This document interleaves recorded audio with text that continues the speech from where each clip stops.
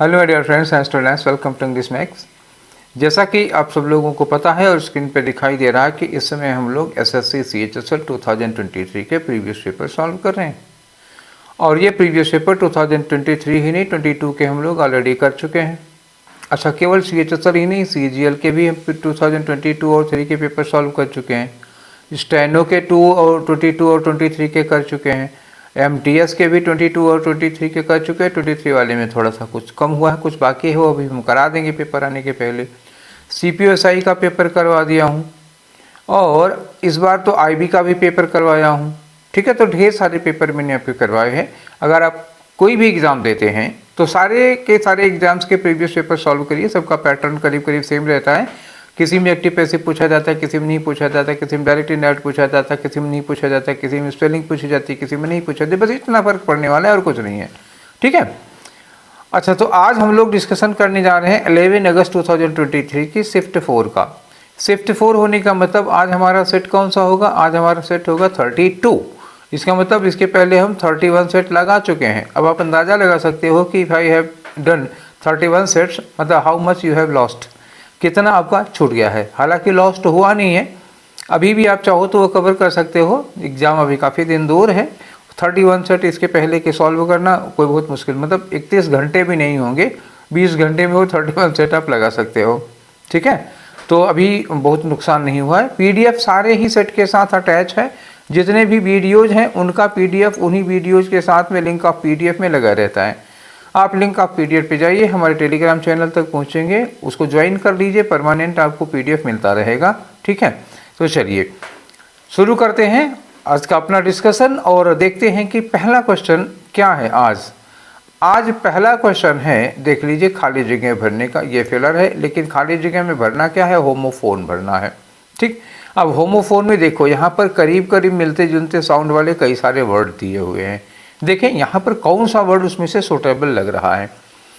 देखो लिखा है the shareholders are planning. जो शेयर होल्डर हैं, स्टॉक मार्केट के बारे में थोड़ा बहुत आप जानते ही होंगे, तो शेयर होल्डर्स जो हैं वो प्लान कर रहे हैं to dash control of the company from the current directors. इस समय के जो डायरेक्टर्स हैं उनसे शेयर होल्डर्स जो कंट्रोल है कंपनी का, उसको अपने हाथ में लेना चाहते हैं। तो किसी चीज़ को अपने हाथ में ले लेना, किसी चीज़ को हथिया लेना, उसको क्या कहते हैं हम लोग? ग्रैब कर लेना। ठीक है, ग्रैब कर लेना। ग्रैब करने के लिए कौन सा ऑप्शन आ सकता है? रेस्ट आ सकता है। WREST, रेस्ट मतलब क्या हुआ? अधिकार को अपने हाथ में ले लेना। अब ये एक रूस्ट वर्ड है। रूस्ट का मतलब, कभी आपने घर की मुंडेर वगैरह पे चिड़ियों को बैठे देखा है?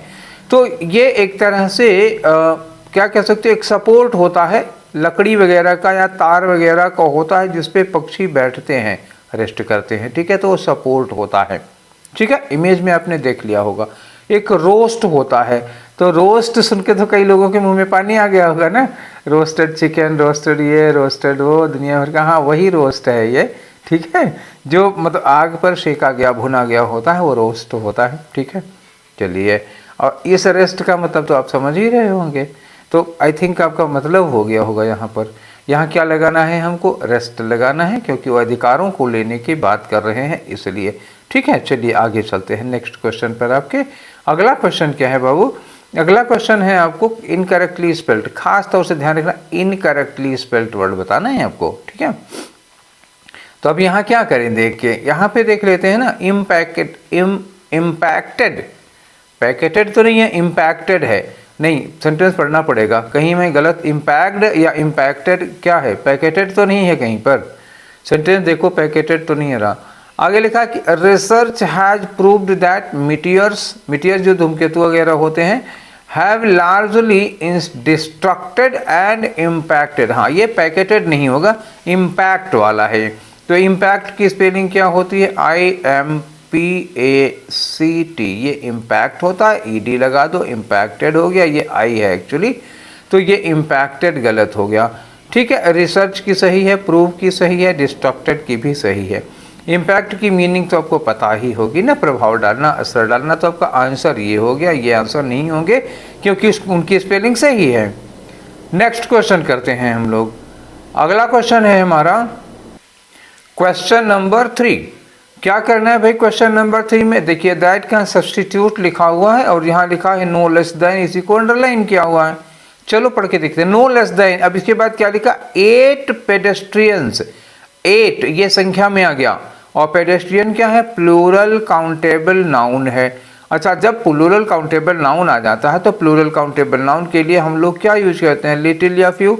हम लोग प्लूरल काउंटेबल नाउन के लिए फ्यू लगाते हैं और क्वांटिटी के लिए लिटिल लगाते हैं। अच्छा, लेस क्या है, लेस जो है वो लिटिल की कंपैरेटिव डिग्री है। अच्छा, पेडेस्ट्रियंस प्लूरल काउंटेबल नाउन है तो यहाँ पे क्वांटिटी तो लग नहीं सकती, इसका मतलब ये लेस गलत है। उसकी जगह पर फ्यू की कंपैरेटिव डिग्री लगानी चाहिए, और फ्यू की कंपैरेटिव डिग्री होती है फ्यूअर। ठीक है, आप समझ गए ना क्या लगाना चाहिए, नो फ्यूअर देन। अच्छा, नो फ्यू नहीं होगा क्योंकि देन लगा है तो फ्यूअर होना चाहिए, लेस अभी हम काट दिए, लेसर होता नहीं है, तो ये क्या होगा, no fewer than. Is that clear? चले आगे, नेक्स्ट क्वेश्चन देख लो बाबू। अगला क्वेश्चन आपका क्या है, क्वेश्चन नंबर 4। इसमें क्या बताना है आपको, एंटोनिम बताना है। किसका बताना है, लेजर का बताना है। देखो, लेजर के दो मतलब होते हैं, एक अनऑक्युपाइड आर, अनऑक्युपाइड आर का मतलब क्या हुआ, फुर्सत हो गई, एक ये हो गया। दूसरा होता है लेजी, एक फुर्सत हो गया, खाली समय हो गया, दूसरा क्या हो गया, लेजी आइडल, मतलब बहुत सुस्त, स्लो के भी सेंस में आ जाता है ये, लेकिन अगर एडजेक्टिव की तरह यूज किया तो लेजर्ली मतलब हो जाएगा स्लो। अब इतनी मतलब मैंने बताया, सेंटेंस में से आपको ढूंढना होगा। लिखा है, he was relaxing and enjoying last week in Spain but now he is working hard for the firm. पिछले हफ्ते वो एकदम से रिलैक्स कर रहा था, रिलैक्सिंग मतलब एकदम से रिलैक्स कर रहा था और एंजॉय कर रहा था स्पेन में। Now he is working hard, इस समय वो खूब मेहनत कर रहा है। तो एंटोनीम बताना है, फुर्सत लेजी का एंटोनीम, ठीक, एंटोनीम। अच्छा, अगर हम रिलैक्सिंग कह दें तो साइनोनीम हो जाएगा। अब क्या हो गया, इस समय वर्किंग हार्ड हो जाएगा, तब आप क्या लगाओगे इसके लिए, वर्किंग लगा सकते हो या फिर हार्ड लगा सकते हो, सोचो क्या लगाओगे। तो आराम करना मतलब लेजर, लेजर का मतलब क्या हुआ, एकदम फुर्सत में रहना। फुर्सत का अपोजिट क्या हो जाएगा, वर्क हो जाएगा, ना कि हार्ड होगा। ठीक है ना, क्लियर हुआ? चलिए, अगर आपने हार्ड लगाया हो तो समझ लीजिएगा इसको। आगे आ जाइए, नेक्स्ट क्वेश्चन लेते हैं हम लोग। अगले में क्या है कि इस सेंटेंस को एक्टिव वॉइस में चेंज करना है। तो हमारी वर्ब देखें क्या है, वाज मेड। वाज मेड, आपको याद है मैंने कहा था जब भी हम वर्ब की सेकेंड फॉर्म लगी होती है तो हम इसके लिए क्या बनाते हैं, वाज या वर, जो भी सुटेबल होगा सिंगुलर प्लूरल के हिसाब से, उसके बाद थर्ड फॉर्म लगाते हैं। और अगर पहले से ही वर्ब की थर्ड फॉर्म लगी है तो इसका मतलब हमें एक्टिव में सेकेंड फॉर्म चाहिए। तो सेकेंड फॉर्म इसकी क्या होगी, वाज हटा दोगे, मेड हो जाएगा। तो यहाँ लिखा है मेड अ रिमार्केबल, यहाँ लिखा है मेड बाय, और यहाँ पे क्या हुआ, मेड अ डिस्कवरी, यहाँ पर discovery is made, is made passive में हो जाएगा। अब तो 3 में बचा है हमें, ठीक। अच्छा, मेड बाय साइंटिस्ट तो फिर पैसिव बन जाएगा, बाय का स्ट्रक्चर ही नहीं लगेगा। चलिए, ये भी हो गया। अब लिखा है बाय द साइंटिस्ट ना, तो द साइंटिस्ट्स मेड, हमें ये चाहिए, द साइंटिस्ट मेड। यहाँ लिखा है द साइंटिस्ट मेड, और यहाँ लिखा है रिमार्केबल साइंटिस्ट। अब साइंटिस्ट रिमार्केबल नहीं था बल्कि रिमार्केबल डिस्कवरी थी, तो ये रिमार्केबल डिस्कवरी के लिए लगा है, साइंटिस्ट के लिए नहीं लगा है। ठीक है, अब 3 गलत हो गए ना आपके, 3 गलत हो गए तो आपके पास क्या चांस बचा, एक बस, पहला वाला। ठीक है, नेक्स्ट क्वेश्चन पे आ जाओ। अगला क्वेश्चन है क्वेश्चन नंबर 6। 6 में क्या करना है कि इसके 4 पार्ट दिख तो रहा ही है कि ये एरर का है, ठीक है, और यहाँ नो एरर भी लगा हुआ है। चलो पढ़ के देखो। He speaks pleasantly, speaks verb में एस लगी है, इसका मतलब ये क्या होगा, प्रेजेंट इंडेफिनिट होगा। विद हर यस्टरडे, अब देखो यहाँ यस्टरडे लिखा हुआ, यस्टरडे का मतलब ये कल की बात है, तो ये स्पीक्स नहीं होना चाहिए, ये क्या होना चाहिए, वर्ब की सेकेंड फॉर्म होनी चाहिए। तो स्पीक्स की जगह पर क्या लगेगा, स्पोक। ठीक है, ठीक समझ गए। चले आगे, ये स्पीक्स गलत हो गया, आपका पहला ऑप्शन होगा। क्लियर? चले आगे, नेक्स्ट क्वेश्चन लो बेटा। अगला क्वेश्चन है आपका क्वेश्चन नंबर 7। इसमें अरेंज करना है आपको। तो देखो, अरेंज करने के लिए आपको एक बार इसे पढ़ना तो पड़ेगा ही। चलिए पढ़ते हैं। लिखा है the young lion tore through the formation and decimated the enemy lines. Young lion मतलब ये पता नहीं वास्तव में कोई लायन ही है या किसी आदमी के लिए यूज किया गया है। टोर थ्रू द फॉर्मेशन मतलब जो कुछ बना था उसको चीरता फाड़ता हुआ आगे बढ़ता है। एंड डेसिमेटेड, डेसिमेटेड का मतलब क्या होता है, डिस्ट्रॉय करना, नष्ट करना, किल कर देना लार्ज नंबर में। ठीक ठीक है ना। अगर कोई चीज नष्ट की जा रही है तो डिस्ट्रॉय के सेंस में, अगर आदमियों को काटा मारा जा रहा है तो नरसंहार के लिए आ जाएगा, बड़ी संख्या में लोगों को मारना। इनिमी लाइंस लिखा हुआ है तो इसका मतलब यहाँ क्या हुआ, किल इन लार्ज नंबर। तो वो सारी फॉर्मेशन को तोड़ता हुआ आगे बढ़ता है और सबको, बहुत सारे दुश्मनों को मार देता है। आगे लिखा है कि द एनिमी सोल्जर्स पैनिक्ड, जो एनिमी सोल्जर्स हैं वो डर जाते हैं, तो बहुत लोगों को मारेगा तो डर जाएंगे। And started killing each other, और एक दूसरे को ही मारना शुरू कर देते हैं। अच्छा, तो कोई और वजह होगी क्यों ये लोग डर जाते हैं, क्यों एक दूसरे को मारना शुरू करते हैं, इसका कारण अभी नहीं पता है। इट इज सेड दैट, ऐसा ये कहा जाता है कि ही यूज्ड अ वेपन, ही कौन है, ही यही लायन है, ही used a weapon with a hallucinating agent. अच्छा, उसके पास कोई ऐसा वेपन था जिसमें हेलुसिनेशन क्रिएट करता था, मतलब भ्रम लोगों में पैदा होता था। ठीक है, जो है वो नहीं दिखेगा, जो है वो कुछ, उसका कुछ और दिखेगा, जैसे सांप, रस्सी सांप दिखाई देगी, ये हेलुसिनेशन होता है। That created chimera of hundreds of Abhimanyus, मतलब क्या हुआ, ये जो द लाइन लिखा गया है किसके लिए, अभिमन्यु के लिए। अब उस कह रहे हैं कि अभिमन्यु ये महाभारत वाला है, कोई और है, मैं नहीं कह सकता। अभिमन्यु एक योद्धा है, उसके पास एक ऐसा उपकरण है, एक ऐसा वेपन है, हथियार है, जो हेलुसिनेशन इफेक्ट पैदा करता है और उसको, लोगों को, दुश्मनों को सैकड़ों अभिमन्यु दिखाई देंगे। ये हो गई पूरी कहानी। Seeing the rout they were facing, rout का मतलब क्या होता है, डिफीट, बहुत बड़ी डिफीट, मतलब एक ग्रेट डिफीट कह सकते हो। Seeing the rout they were facing, जो हार वो लोग देख रहे थे, उसको देख करके young Abhimanyu led a powerful counter attack. अच्छा, मतलब ये लोग, ये अभिमन्यु की पार्टी के वाले लोग हार का सामना कर रहे थे, बुरी हार का सामना कर रहे थे। इसे देखकर अभिमन्यु ने एक बहुत ही पावरफुल काउंटर अटैक शुरू किया। तो ये सेंटेंस स्टार्ट करेगा आपका, ठीक है ना, डी वाला स्टार्ट करेगा। और क्या हुआ, यही अभिमन्यु के लिए यंग लायन लिखा हुआ है, तो डी के बाद क्या लगा दो आप, ए लगा दो सीधे सीधे। ठीक है, डी ए के बाद बड़ी संख्या में लोगों को मारा। कैसे मारा है, अब ये देखना है कैसे मारा है। उसके उपकरण का जिक्र कर लो कि उसके पास एक ऐसा उपकरण था जो उसमें हेलुसिनेशन पैदा करने की वो थी, पावर थी, और लोगों को सैकड़ों अभिमन्यु दिखते थे। और उसके बाद आप लगा दो कि दूसरे दुश्मन के सैनिक पैनिक हो जाते हैं और सब एक दूसरे को ही मारना शुरू कर देते हैं। तो डी के बाद ई के बाद डी के बाद ए के बाद सी के बाद बी। ठीक है, कोई ऑप्शन मिल रहा है इस तरह का, हाँ मिल गया आपको, तो ये वाला आंसर हो जाएगा। क्लियर है, कोई डाउट हो तो बताना मुझे। नेक्स्ट क्वेश्चन की ओर आगे बढ़ते हैं हम लोग, और अगला है क्वेश्चन हमारा, क्वेश्चन नंबर 8। क्वेश्चन नंबर 8 में क्या करना है, आपको वन वर्ड सब्स्टिट्यूशन बताना है। किसके लिए बताना है, a person who does not believe in the existence of God, जो ईश्वर के अस्तित्व में विश्वास नहीं करता, उसे क्या कहते हैं, उसे हम लोग अथीस्ट कहते हैं, नास्तिक कहते हैं। पीस्ट पुजारी होगा, थीस्ट आस्तिक होगा, और शैतान, देखो जो ईश्वर में विश्वास नहीं करता उसको आप शैतान नहीं नास्तिक कहेंगे ना, सारे नास्तिक शैतान नहीं होते। ठीक है, चलिए नेक्स्ट क्वेश्चन पे आ जाओ।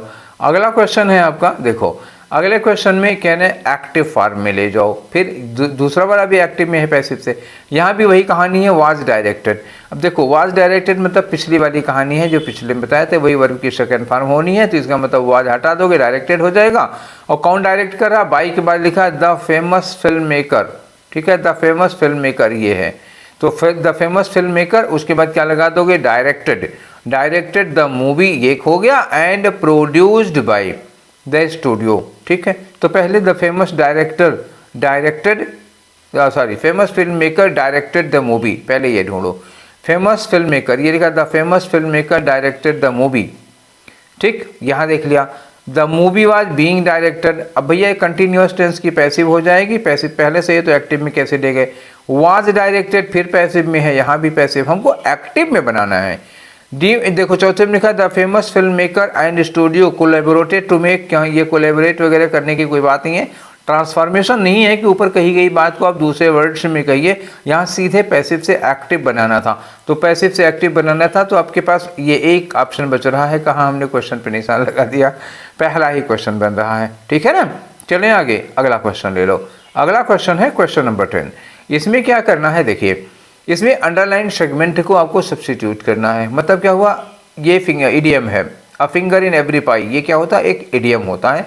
इन्होंने कहा कि though Ravi is silent and reserved, ये आदमी जो है ना रवि, वो मतलब काफ़ी साइलेंट है और रिजर्व रहता है, मतलब इंट्रोवर्ट है, ज़्यादा बोलता बोलता नहीं है।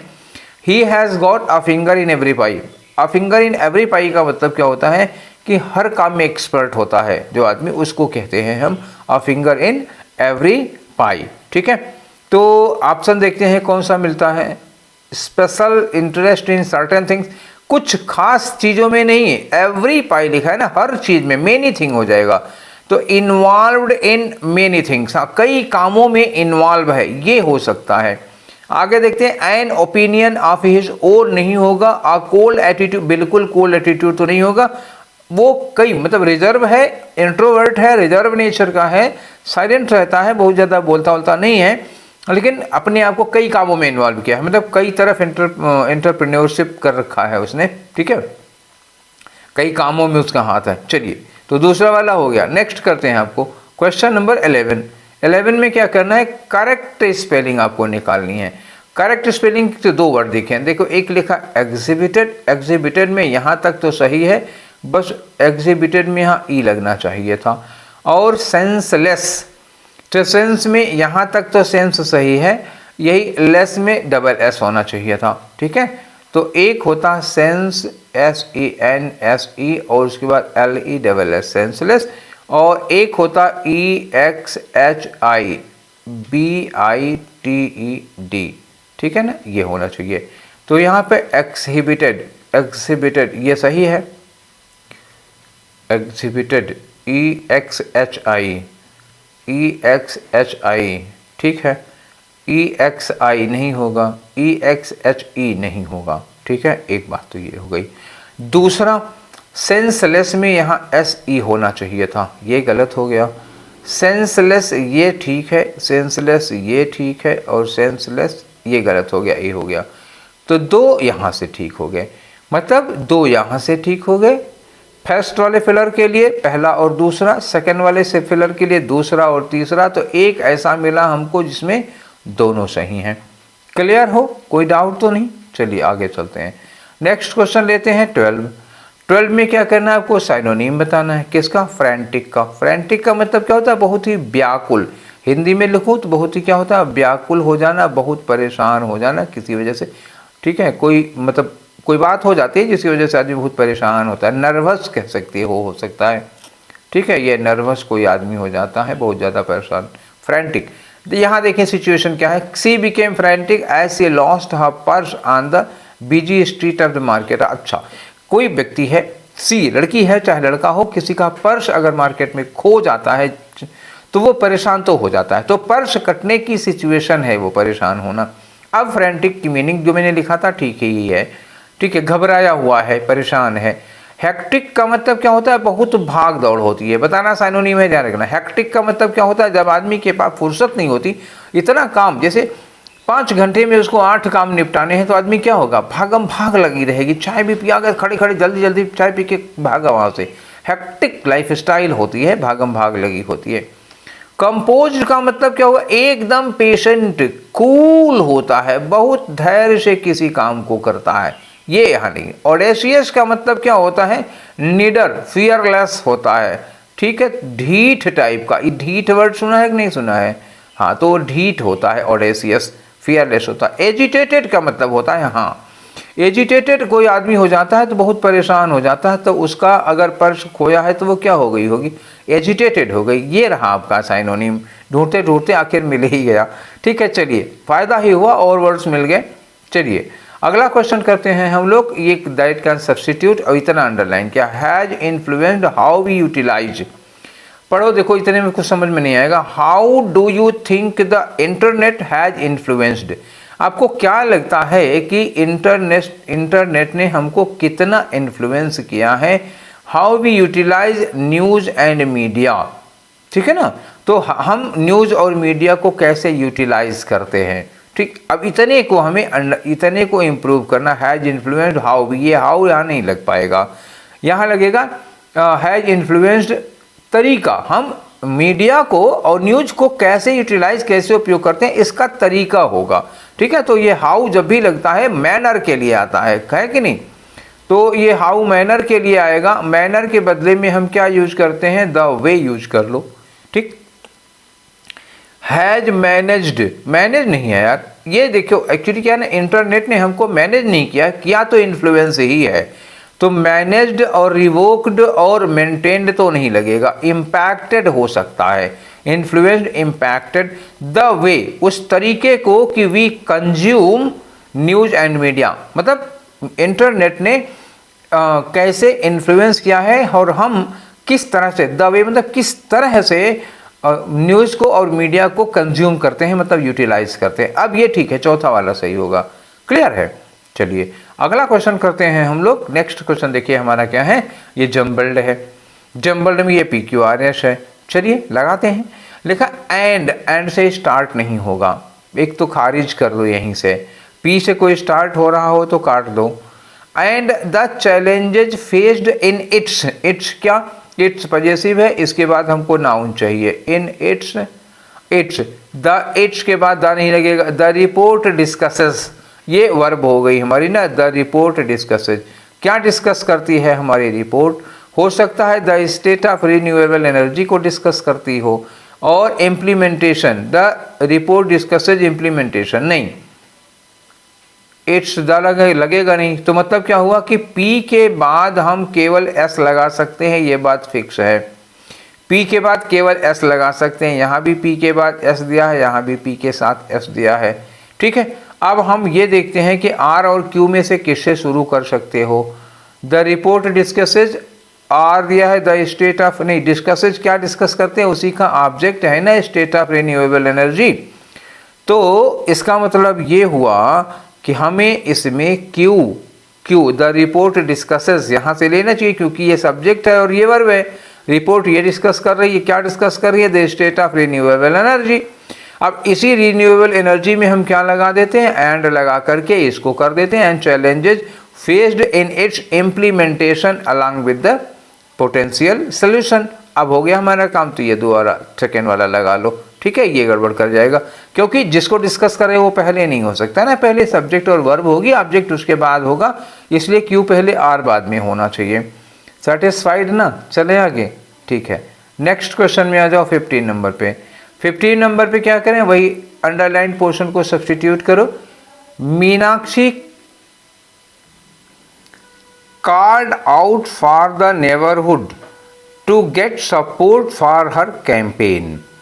तो कॉल आउट नहीं हुआ यहाँ पर, चूंकि देखो सपोर्ट के लिए पड़ोसियों से कह रही है, तो इसका मतलब होता है, जैसे होता है ना जब हम कई लोगों को फ़ोन करके कोई बात पूछते हैं या बताते हैं, मदद मांगते हैं, कई लोगों को फ़ोन करते हैं, तो कॉल अराउंड होना चाहिए, ठीक है। तो क्या होगा, कॉल अराउंड द नेबरहुड, ठीक, कई पड़ोसियों से पूछा, कई पड़ोसियों से इस बारे में कहा, तो कॉल अराउंड आना चाहिए यहाँ पे, ठीक है। आप अब समझ जाओ, जैसे आपको कोई किताब लेनी है, आप 4 जगह फ़ोन करके पूछ रहे हैं, तो उसको कॉल अराउंड कहते हैं, call around many people, many persons, ठीक है। चलिए नेक्स्ट क्वेश्चन आते हैं। अगला क्वेश्चन है आपका 16 नंबर पे, इसमें आपको साइनोनिम बताना है, किसका, इंडिस्पेंसेबल। इंडिस्पेंसेबल मैं इसके पहले भी बता चुका हूँ, इंडिस्पेंसेबल का मतलब हिंदी में होता है अपरिहार्य। अब आप कहोगे कि ये तो अंग्रेजी से भी कठिन हो गया, लिख दे रहा हूँ अपरिहार्य।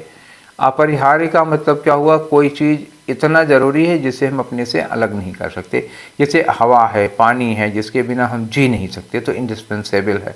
आजकल फ़ोन भी लोगों के लिए इंडिस्पेंसेबल हो गया है, फ़ोन के बिना जी नहीं पाते हैं बेचारे, तो इंडिस्पेंसेबल हो गया। तो एक तरह से इसका मतलब क्या हो गया, एक तरह से बहुत ज़रूरी हो गया ना। चलो डिस्ट्रक्टिव तो होगा नहीं, इम्परेटिव होता है। इम्परेटिव का मतलब क्या होता है, नेसेसरी, कोई चीज़ हमारे लिए जो बहुत नेसेसरी हो गई, एसेंशियल हो गई है, ऑब्लिगेटरी हो गई, जिसके बिना हमारा जीना मुश्किल हो जाए, तो वही चीज़ कह रहे हैं ये। तो इंडिस्पेंसेबल का मतलब नेसेसरी, तो इम्पेरेटिव आप लगा सकते हो। ड्रेस्टिक का मतलब क्या होता है, strong and far reaching effect, कोई ऐसी चीज़ जिसका बहुत ही तगड़ा और बहुत दूरगामी प्रभाव पड़ रहा हो, ठीक है ना, something that has strong and far reaching effect. Invariable, invariable का मतलब विदाउट एनी चेंज, ठीक है ना, इनवेरिएबल का मतलब विदाउट एनी चेंज, जिसमें कोई चेंज ही नहीं आता, उसको इनवेरिएबल कहते हैं, विदाउट एनी चेंज। ठीक है, कोई कन्फ्यूजन तो नहीं ना। चलिए आगे चलते हैं, आपको आंसर मिल गया, हमने चारों ऑप्शन बता लिए। चलिए अब आते हैं साइनोनिम पे। साइनोनिम किसका है? सूद। सूद का मतलब क्या होता है? टू प्रोवाइड रिलीफ, ठीक है, रिलीफ देना किसी को, हम वर्ब बना दे रहे हैं, रिलीव लिख दे रहे हैं इसको। प्रोवाइड रिलीफ, किसी को राहत देना, चैन सुकून कर देना। आपको कोई तकलीफ है, कोई दर्द है, उसमें कोई चीज़ राहत देती है तो क्या कहता है? सूद करना। कहते हैं नहीं कि जैसे दर्द हो रहा हो तो मतलब ये चीज़ लगाओ, आपको सूद में होगा, काफ़ी राहत मिलेगा, दर्द में राहत देना। तो मूव तो कुछ भी नहीं है, ना साइनोनिम ना एंटोनिम है। पैसिफाई मतलब होता है शांत करना, राहत देना, ठीक है, शांत करेगा, तो ये आपका साइनोनिम हो तो सकता है।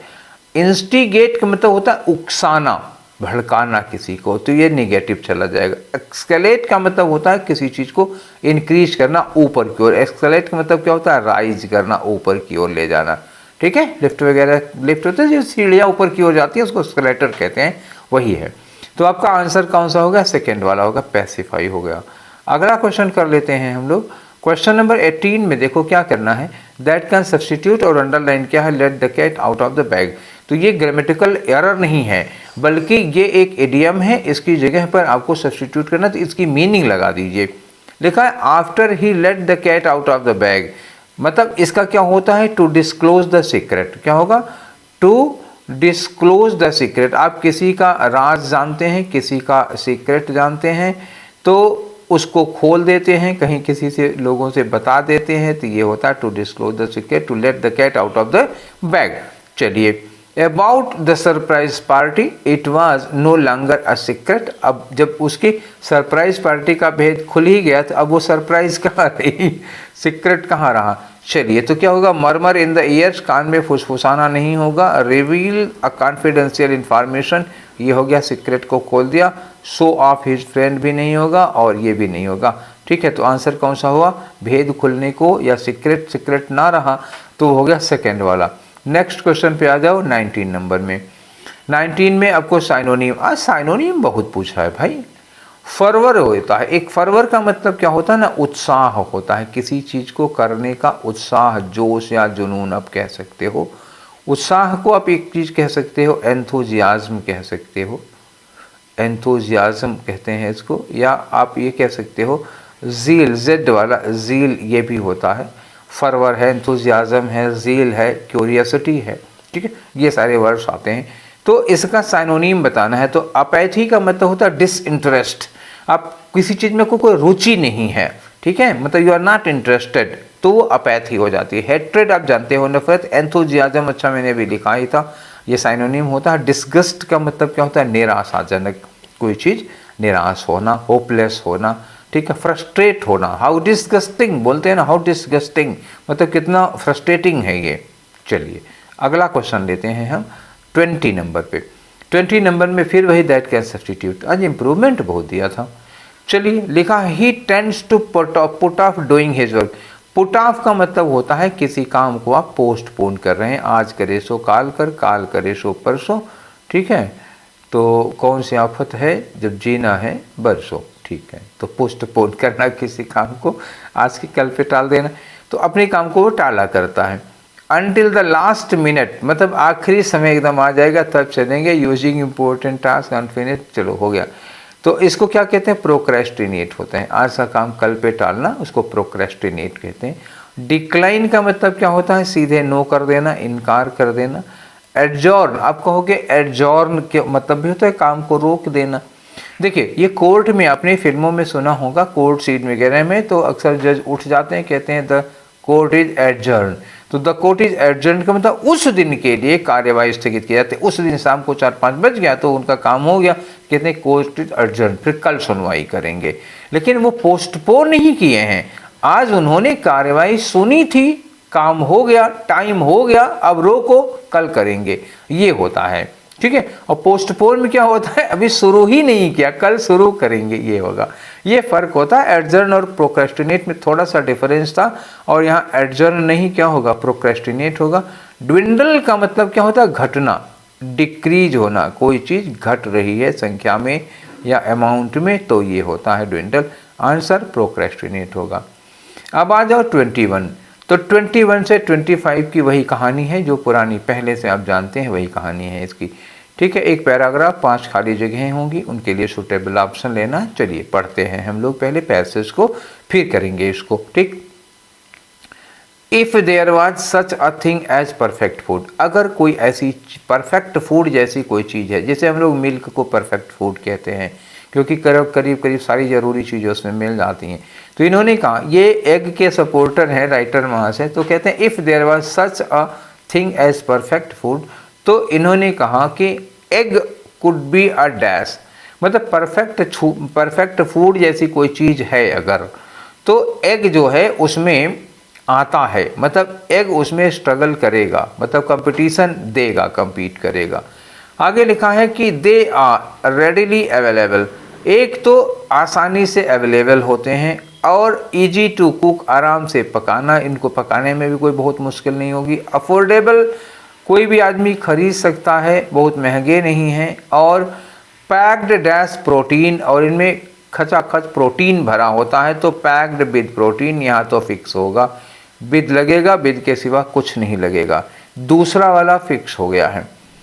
An egg is meant to be something that has all the right ingredient to grow an organism, किसी भी ऑर्गेनिज्म, किसी जीव को, किसी प्राणी को बढ़ने के लिए, ग्रो करने के लिए जितने भी इंग्रेडिएंट्स की ज़रूरत होती है वो करीब करीब एग में सारे चीज़ें होती हैं।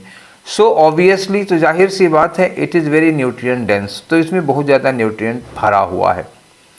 ईटिंग एग्स एनॉक्साइड अदर फूड, अगर आप दूसरे फूड, मतलब जैसे और कुछ खाना खा रहे हैं, दूसरे फूड के साथ में अगर आप एग खा रहे हैं, तो dash our bodies absorb more vitamins too, तो ये हमारी बॉडी को और विटामिन्स को ज़्यादा मात्रा में एब्जॉर्ब करने में हेल्प करता है।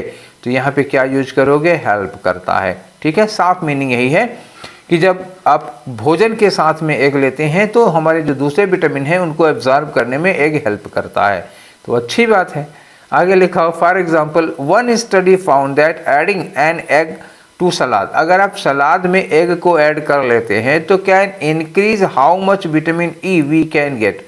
ठीक है, तो अब कितना ज़्यादा विटामिन ई आप ले रहे हैं वो बढ़ा देगा अगर ए ले रहे हैं साथ में सलाद के, तो अच्छी बात है।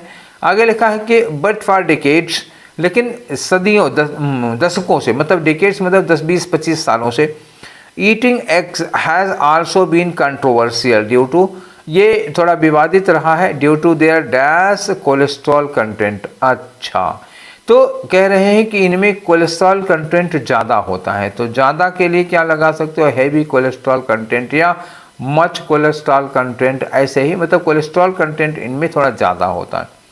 आगे लिखा है कोलेस्ट्रॉल के लिए कि which some studies have linked to an increased risk of heart disease, और कुछ स्टडीज़ में ये कहा गया कि अगर कोलेस्ट्रॉल ज़्यादा होगा तो हार्ट डिजीज़ को, हार्ट के लिए थोड़ा खतरा रहता है।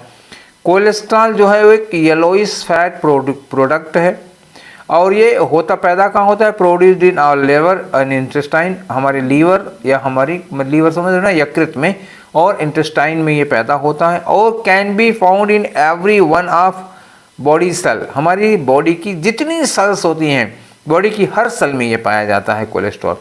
We dash think of it as bad, हम जनरली, ये होता है वी जे डैश थिंक, तो नॉर्मली तो हम इसको क्या कहते हैं, इसको बैड कोलेस्ट्रॉल ही मानते हैं, but cholesterol is a crucial building block in our cell membrane, जो हमारी सेल मेम्ब्रेन होती है, कोशिका झिल्ली होती है, उसके मतलब उसको बनाने में कोलेस्ट्रॉल एकदम बिल्डिंग ब्लॉक है, मतलब कोशिका झिल्ली बनाने में, सेल मेम्ब्रेन बनाने में कोलेस्ट्रॉल को ईंट समझ लो आप।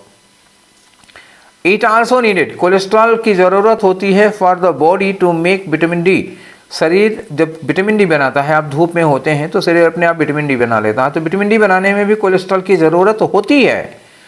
And the hormones testosterone and oestrogen, और टेस्टोस्टेरोन और एस्ट्रोजन हार्मोन्स बनाने के लिए भी इसकी ज़रूरत पड़ती है। मतलब कोलेस्ट्रॉल नुकसानदायक भी है, और ज़्यादा मात्रा में नुकसानदायक होगा, कम मात्रा में फ़ायदेमंद होगा, क्योंकि देख रहे हो ना कोलेस्ट्रॉल की कितनी ज़्यादा ज़रूरत है शरीर को, क्या क्या काम करता है वो। तो ये हम लोग पढ़ तो लिए हैं, अब इसको क्या करते हैं, हम एक बार क्लियर कर लेते हैं। ठीक है, चलो भैया आप भी हो जाओ, काहे रुके बैठे हो, जब सब लोग गए तो आप भी चले जाओ, अरे यार जाओ।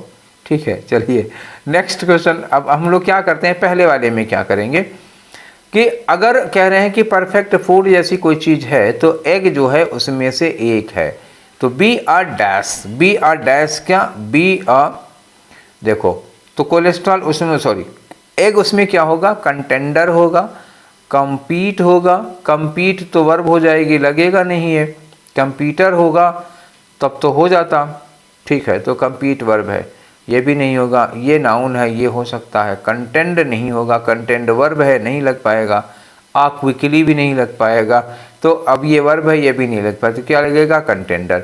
अच्छा, कंटेंडर का मतलब होता है ना कंपिटिटर, कंटेंडर क्या होगा, कंपिटिटर, ठीक है, जो कंपटीशन करता है, compete करता है, तो आप समझ गए होंगे कंपिटिटर होगा। जैसे दूध के साथ, जैसे दूध को परफेक्ट फूड माना जाता है, तो अगर कोई परफेक्ट फूड माना जाता है तो मिल्क भी उसी कैटेगरी में आता है, तो वो एक तरह से कंपिटिटर है परफेक्ट फूड, और जो परफेक्ट फूड है उनका कंपिटिटर होगा, तो कंटेंडर एक अच्छा वर्ड है, नोट कर लो। अच्छा, ये क्या होता है, जो एग है वो क्या है, पैक्ड डैश प्रोटीन, देखो यहाँ पे एग क्या होता है, अफोर्डेबल है, तमाम चीज़ें बताइए, अवेलेबल है और इजी टू कुक है, अफोर्डेबल है और पैक्ड डैश प्रोटीन, और ये एकदम प्रोटीन से भरा हुआ होता है, तो प्रोटीन से भरा हुआ तो पैक्ड विद प्रोटीन, मैंने ये आपको पहले भी बताया था कि पैक्ड विद प्रोटीन होगा, ठीक है। थर्ड नंबर पे आ जाओ, तो थर्ड नंबर पे हमने क्या कहा था कि अगर आप एग को भोजन के साथ लेते हैं, दूसरी चीज़ों के साथ लेते हैं, तो ये बॉडी में दूसरे विटामिन्स को और ज़्यादा मात्रा में एब्जॉर्ब करने में बहुत हेल्पफुल होता है, तो ये हेल्प करता है हमारी बॉडी को और चीज़ों को, दूसरे विटामिन को एब्जॉर्ब करने में। तो ये इंटरोगेट करेगा कि क्वेश्चन करेगा कि अबेट करेगा कि हेल्प करेगा, जाहिर सी बात है क्या करेगा, हेल्प करेगा। अगर इस अबेट की जगह ये अबेट लिखा होता तो हम ये कहते कि चलो ये एब्जॉर्प्शन को बढ़ा देगा, ये बढ़ाना नहीं, ये अबेट जो होता है ABAT, ये शांत कर देना, कम करने के लिए लगता है, तो फिर ये लगना गलत हो जाएगा, ठीक है। नेक्स्ट ऑप्शन पे आ जाओ। अगला क्वेश्चन हमारा क्या है, पहले ऑप्शन देख लेते हैं, ये क्या है, लो है, मीडियम है, आइडियल है और हाई है। ये सवाल कहाँ पैदा हुआ था, वहाँ पैदा हुआ था जब ये कहा गया था कि कुछ दशकों से 10-20 सालों से कोलेस्ट्रॉल पर एक कंट्रोवर्सी चल रही है कि ये नुकसानदायक है क्योंकि इसमें डैश मात्रा में कोलेस्ट्रॉल होता है, तो लो मीडियम में कोलेस्ट्रॉल होगा कि मीडियम में होगा कि आइडियल में होगा, तो आइडियल होगा तो नुकसान ही नहीं करेगा, लो होगा तो ये क्या कहते हैं, हार्ट डिजीज़ को खतरा नहीं बढ़ाएगा, तो मीडियम में नहीं बल्कि क्या होगा, हाई क्वांटिटी में इसमें कोलेस्ट्रॉल होता है, ठीक है। मैं आपको सिचुएशन दिखा दे रहा हूँ ना, आ जाओ, ये वाला है ना, यहाँ पे ये कह रहे हैं कि eggs also has been controversial क्योंकि due to their dash cholesterol content, इनमें कोलेस्ट्रॉल कंटेंट क्या है, हाई मात्रा में है। अब ये वाला देख लो, we dash think of it bad, हम क्या होता है, हम अक्सर इसको, जिससे किसी को कहा ना कोलेस्ट्रॉल, तो अक्सर हम लोग कोलेस्ट्रॉल को खराब सेंस में ही लेते हैं, नुकसान करेगा, हार्ट के लिए खतरा पैदा करेगा, तो जनरली हम इसको नुकसानदायक सेंस में लेते हैं। अब आ जाओ, यहाँ तो हाई ठीक था हमारा, तो जनरली हम क्या कहते हैं, इसको नुकसानदायक सेंस में लेते हैं, तो नॉर्मली, जनरली का मतलब क्या हुआ, नॉर्मली, रिमोटली मतलब बहुत दूर होगा, नहीं होगा, इंटरमिटेंटली का मतलब रुक रुक कर, कभी माने कभी नहीं माने, कभी माने कभी नहीं माने, ये नहीं होगा, एक्साइटेडली नहीं, इसमें खुशी की बात ही नहीं है, नॉर्मली हम कोलेस्ट्रॉल को हार्मफुल चीज़ ही मानते हैं, ठीक है। तो ये लग गया नॉर्मली, जनरली के सेंस में। ये रहे आपके 25 क्वेश्चंस। आज हम लोग 11 अगस्त के चारों सेट कंप्लीट कर चुके हैं, तो कितने हो गए हमारे, 32 सेट लग चुके हैं, 32 × 25 आप कर लीजिएगा कितने क्वेश्चन कुल मिलाकर हो गए होंगे। अभी हमारे पास 8 सेट बचा हुआ है, कौन कौन सा तारीख का, 14 का बचा हुआ है और 17 का बचा हुआ, 4 8 सेट बचे हुए हैं, ठीक है। 8 सेट्स का मतलब क्या हुआ, 200 क्वेश्चंस हमारे बचे हुए हैं, 800 क्वेश्चंस हम लोग कर चुके हैं, गजब, क्या बात है, धीरे धीरे हो गया ना चलो, तो ये आज का सेशन आप लोगों को कैसा लगा, अपनी राय हमको दीजिएगा। कुछ बच्चे और चीज़ों की डिमांड कर रहे हैं, मैं कर दूंगा, मैं वो सब कर दूंगा, थोड़ा सा मैनेज करने दो, क्योंकि देखो 21 अप्रैल को NDA और CDS का पेपर है, 21 अप्रैल को। अच्छा, ये आपको बिल्कुल डिस्टर्ब नहीं करेंगे, आपका सेशन शाम को चलता है, शाम को आपका पढ़ता रहेगा, दिन में ये एनडीए सीडीएस पढ़ता रहेगा। कुछ चीज़ों को छोड़ करके एनडीए सीडीएस का पूरा पेपर आपके काम का है। एनडीए वाला तो पूरा का पूरा आपके काम का है। वो कैब आपकी बढ़ जाएगी, एरर भी सब करीब करीब वही रहती हैं, सेंटेंस अरेंजमेंट में वही रहता है। आप पढ़ लीजिए, क्या नुकसान जा रहा है। ठीक है, फुर्सत हो अगर खाली हो तो एनडीए वाला सीडीएस वाला भी सॉल्व कर लिया करो। या आपके दोस्तों में कोई हो जो एनडीए या सीडीएस की तैयारी कर रहा हो तो उसको रिकमेंड कर देना। ठीक है, वो देख ले। ठीक है, तो चलिए फिर आज का सेशन यहीं पर वाइंड अप करते हैं। फिर मिलेंगे हम लोग नेक्स्ट वाले सेशन में कल 14 अगस्त वाले सेट 1 को लेकर के। तब तक आप लोग पढ़ाई करिए मन लगा के, खाते पीते रहिए, स्वस्थ रहिए, मस्त रहिए। फिर मिलेंगे कल। Till then take care, thank you.